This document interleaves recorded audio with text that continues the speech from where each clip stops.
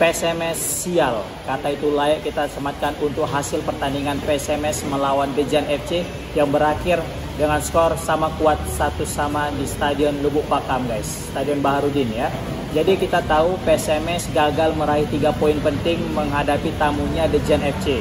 Padahal Dejan ini adalah tim yang baru saja promosi dari Liga 3, guys. Ditambah lagi Dejan juga untuk main di Liga 2 itu masih debutan karena dia sebelumnya main di Liga Tarkam dan Liga 3, guys. Di pertandingan leg pertama kita itu hampir menang 2-1 tetapi disamakan kedudukan hingga 2-2. Dan ini sebenarnya ketika main di Lubuk Pakam menjadi momentum penting bagi PSMS Medan untuk meraih 3 poin. Ditambah lagi persaingan untuk menuju 8 besar itu sangat-sangat sulit.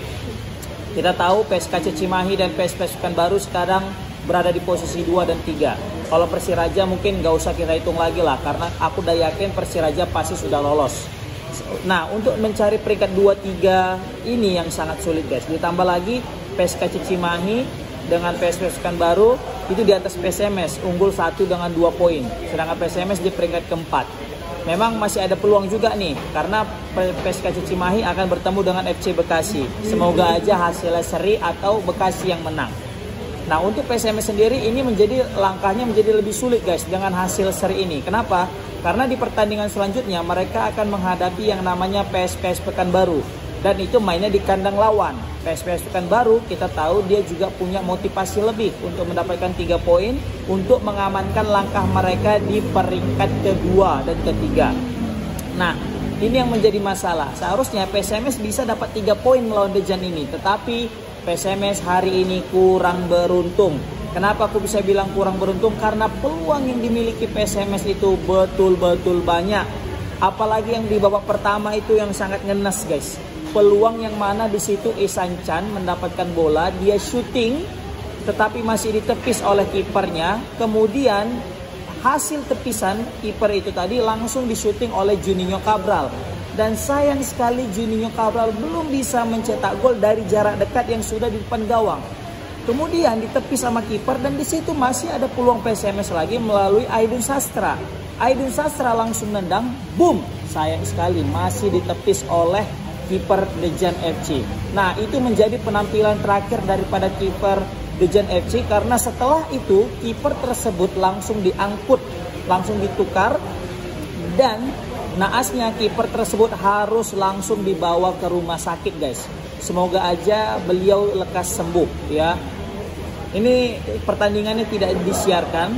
Aku juga nggak tahu kenapa pertandingan PSMS lawan Dejan ini tidak disiarkan. Sehingga kita tadi langsung datang ke stadion. Kita juga ini baru dari stadion banget. Sehingga hujan pula pas pulang ya kan. Jadi kita singgah daerah Johor, kita makan. Makanya tadi ada yang lewat-lewat. Jadi mohon maaf kalau misalnya kurang kondusif, guys. Tapi yang jelas PSMS hari ini bermain tidak baik-baik saja. Aku tidak tahu apa penyebab PSMS performanya itu menurun ya. Kita tahu di liga ketika perputaran liga kedua itu putaran kedua dimulai ya kan, PSMS mengawali liga 2 itu cukup baik dengan mengalahkan PSKC Cimahi, mengalahkan Persikota Tangerang, mengalahkan Bekasi, mengalahkan Persika Kabupaten Bogor. 4 kemenangan beruntun dilesahkan oleh PSMS, guys. Tetapi semenjak kekalahan memalukan atas Persiraja Banda Aceh di pertandingan sebelumnya dengan skor tipis 2-1, PSMS Medan seperti kehilangan arah di pertandingan melawan Dejan. Asli, lini tengah menjadi masalah karena kurangnya asupan bola ke lini depan dan kurang mengambil bola dari lini belakang. Aku melihat justru lini belakang itu lebih banyak untuk melakukan tendangan jauh daripada main build up serangan dari bawah. Padahal kita tahu PSMS menang di beberapa pertandingan terakhir itu selalu memulai pertandingan, memulai serangan itu dari bawah. Build up serangannya, passing-passing pendek itu pasti selalu cair. Nah, untuk pertandingan kali ini main di kandang sendiri ini tidak terlihat, guys. Kita lihat bagaimana PSMS kesulitan untuk mengembangkan permainan. Ya, passing-passingnya tidak jalan. Aku melihat di sini ada 2 faktor. Faktor pertama adalah faktor karena lapangan, dan ini faktor paling terbesar sih menurut aku. Faktor lapangan asli. lapangan di Stadion Baharudin Siregar Lubuk Pakam itu enggak banget. Ya, meskipun ya, aku ini supporter PSMS Medan, tapi aku mesti bilang lapangan yang kita miliki di Lubuk Pakam itu sangat-sangat tidak layak, guys.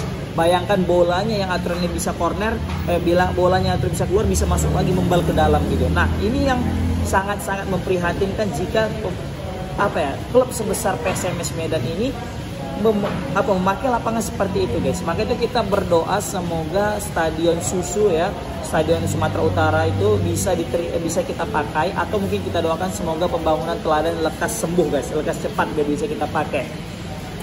Nah, sebenarnya tadi tuh di lini depan juga menjadi masalah juga ya, khususnya Juninho Cabral itu banyak banget peluang yang ia dapat, guys. Apalagi di babak kedua itu ada peluang yang dia tendangan setengah gunting. Nah, bagi kalian yang nggak nonton ke stadion pasti nggak akan tahu gimana gambarannya. Kenapa? Karena itu tidak live. Nah, aku tadi tuh langsung ke stadion, aku menyaksikan sendiri. Ada juga videonya, tapi videonya nanti aku rangkum dalam suatu video, satu konten yang lain. Jadi aku pisah. Ini khusus untuk komentar saja. Sedangkan nanti untuk kalian mau melihat cuplikan pertandingan PSMS lawan Dejan, abis ini aku akan upload. Di situ ada tendangan Juninho Cabral setengah poli, setengah gunting, itu masih membentuk Mister Gawang. Begitu juga tendangan Isan Chan yang juga masih membentuk Mister Gawang. Pokoknya kali ini PSMS itu betul-betul sial lah menurut aku. Gawang selalu menjadi momok menakutkan bagi PSMS. Sama halnya kayak PSMS melawan Persiraja Banda Aceh di pertandingan sebelumnya, yang mana tiang gawang selalu menjadi masalah, selalu menjadi kambing hitam, sehingga PSMS gagal menyamakan kedudukan, guys. Dan jujur di starting line up tidak ada nama Sebastian Antik, dan ini sangat-sangat berpengaruh, guys. Di pertandingan sebelumnya ketika menghadapi Persiraja Banda Aceh, bisa kita lihat peran daripada Sebastian Antik itu cukup vital. Dan terbukti ketika melawan Aceh kemarin kita mudah sekali kebobolan 2 gol karena tidak ada yang namanya Sebastian Antik. Dan kali ini itu terjadi lagi ketika menghadapi Dejan FC. Meskipun tidak kalah, tetapi kita kebobolan dari bola set piece, yang mana di situ harusnya ada Sebastian Antik yang menghalau bola. Sebastian Antik ini, dia itu selain daripada memang mati-matian mainnya dan lugas permainannya, dan body balance-nya juga keren, dia itu pandai untuk membaca permainan. He can read the games, serius. Dia itu bisa membaca permainan, dia tahu arah bola itu bakal kemana dan apa yang dilakukan musuh. Sehingga sering sekali kita itu clean sheet di beberapa pertandingan terakhir itu karena peran daripada Sebastian Antik. Dan terbukti tanpa adanya Sebastian Antik di pertandingan sore kali ini, PSMS Medan sangat-sangat buruk di lini pertahanannya. Untuk Revan sendiri asli, memang Revan berkualitas. Ini pemain yang sangat layak untuk dipertahankan di musim depan jika memang PSMS ingin aman di lini pertahanannya, guys. Coba komen di kolom komentar, guys. Ini si Sebastian Antik ini lagi di mana sebenarnya? Ada yang bilang dia itu diincar sama Bekasi FC, ya kan? Ada yang bilang dia itu sedang cedera, ada yang bilang dia sedang sakit. Coba komen di kolom komentar kalian yang tahu info tentang Sebastian Antik, guys. Selanjutnya, Juninho memang sempat mencetak gol ya, 1-1, karena kalau nggak salah Isan Chan atau siapa ternyata dilanggar. Nah, ketika Juninho mencetak gol, itu sebenarnya kan skor 1-1. Itu peluang banyak banget setelah itu, guys. Asli.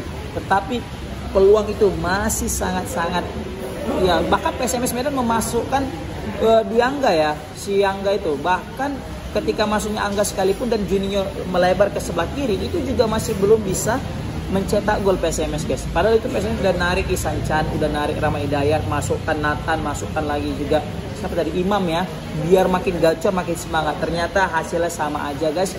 Belum memecah kebuntuan, guys. Belum mendapatkan gol, bukan memecah kebuntuan udah, tapi belum mendapatkan gol kemenangan.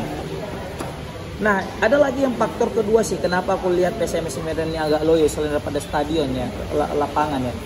Aku nggak tahu ya, ini fun fact-nya, betul apa enggak. Ketika PSMS bermain di Lubuk Pakam dan ditonton oleh ribuan supporternya, PSMS Medan itu gagal mendapatkan poin penuh, guys. Terakhir kali PSMS Medan mendapatkan poin penuh dan ditonton oleh supporter ketika di pertandingan pertama, home pertama, yaitu menghadapi Persikabo Kabupaten Bogor dengan skor 4-1 kalau nggak salah. Tetapi ketika menghadapi Bekasi, PSPS Pekanbaru, menghadapi yang lain-lainnya, itu PSMS sama sekali tidak tidak bisa memberikan penampilan yang terbaik mereka. Beda banget ketika kita main kandang tanpa penonton, begitu juga tandang ya, dengan pertandingan kita main di kandang dihadiri penonton. Itu beda banget guys. Terlihat kalau PSMS dihadiri penonton itu seperti memiliki tekanan sehingga pemain itu merasa nervous, ataupun pemain juga tidak all out, bukan tidak all out deh, maksudnya kita bilang tidak bisa mengeluarkan penampilan terbaiknya guys. Jadi kayak ada beban di sini, jadi kayak nggak lepas. Makanya ini bisa jadi salah satu faktor kenapa PSMS Medan bisa ditahan imbang oleh Dejan FC. Sebenarnya Dejan FC juga apa ya bisa kita bilangnya, main di babak pertama yang bagus, tapi main babak kedua itu tidak bagus guys. Tapi asli ini Dejan FC kalau dipoles lagi ya bisa menjadi klub yang paling menakutkan sih menurut aku, karena untuk sekelas mereka yang baru promosi ke Liga 2, permainan mereka itu asli kolektivitas timnya itu sangat dapat guys. Justru mereka itu menerapkan pola permainan seperti PSMS yang lakukan di beberapa pertandingan lalu guys. Tapi jujur ya, semenjak dipegang oleh Coach Budi Sudarsono, El Piton ya, Dejan ini jauh lebih berkembang guys. Nah ini yang jadi pertanyaan, gimana nasib PSMS menuju 8 besar? Harga mati ketika menghadapi Sriwijaya. Ketika menghadapi Sriwijaya nanti itu wajib menang 3 poin. Dan menghadapi PSMS Pekanbaru intinya satu, nggak boleh kalah. Mau seri nggak masalah, apalagi menang makin bagus. Yang penting lawan Pekanbaru nggak boleh kalah, dan lawan Sriwijaya wajib menang, itu pasti PSMS bisa lolos ke 8 besar. Oke, komen di kolom komentar gimana pendapat kalian tentang kalahan PSMS, tentang hasil seri PSMS. Assalamualaikum warahmatullahi wabarakatuh.